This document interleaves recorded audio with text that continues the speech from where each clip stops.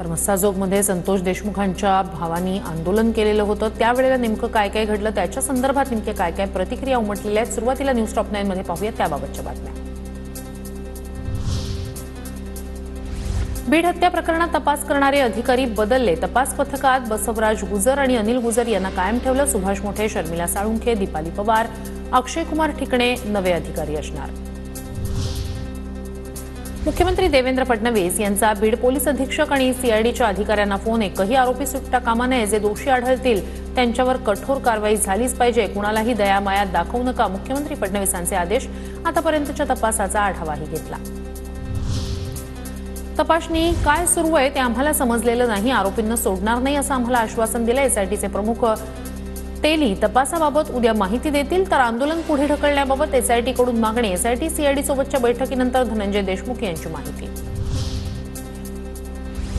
शासनानं बीड हत्या प्रकरण गांभीर्यानं घेतलंय। सरकार आरोपींना पाठीशी घालत नाही, कुणीही तपासातून सुटणार नाही, उपमुख्यमंत्री शिंदेंची ग्वाही। मस्साजोगमध्ये धनंजय देशमुख यांनी 4 तासांनंतर पाण्याच्या टाकीवर सुरू केलेलं आंदोलन मागे घेतलं। हत्या प्रकरणात योग्य न्याय मिळावा, तपासाची माहिती द्या, देशमुखांची मागणी। तपासाबाबत माहिती देण्याच्या मागणीसाठी आंदोलन।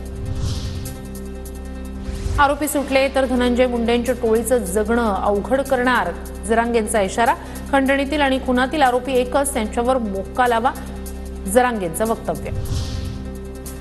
उद्या सकाळी 10 वाजेपर्यंत आमच्या मागण्या मान्य करा, अन्यथा सगळं गाव उद्या आत्मदहन करणार, मस्साजोगमधील गावकऱ्यांचा इशारा। पोलिसांना मिळालेल्या गाडीमधील एका चिठ्ठीत 4 जणांची नावं, चिठ्ठीत नावं कुणाची याची माहिती दिली नाही।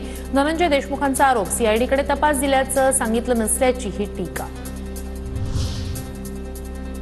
4 दिवसांपासून आमचं कुटुंब तणावात, आमच्या कुटुंबाचा जीव गेल्यावर प्रशासनाचे डोळे उघडणार का, संतोष देशमुखांची मुलगी वैभवी देशमुखचा संतप्त सवाल।